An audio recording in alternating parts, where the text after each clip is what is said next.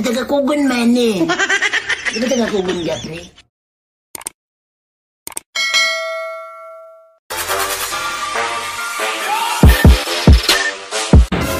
Pangit talaga magalit yung ibang tao, no? Buti ka pa.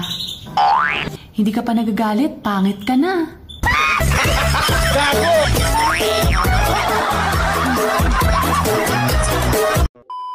Ang manok, kung magsigig putak, gay ka na ng itlog. Pero ang babae, kung magsigig putak, giiloga na og itlog.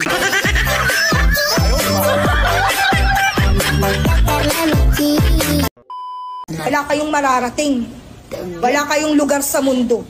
At tagakugon man eh. Di ba tagakugon ka, pre?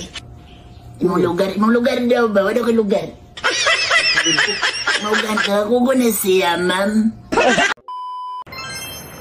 Kaya pala ako pinagpapawisan kasi mainit. Gunggong!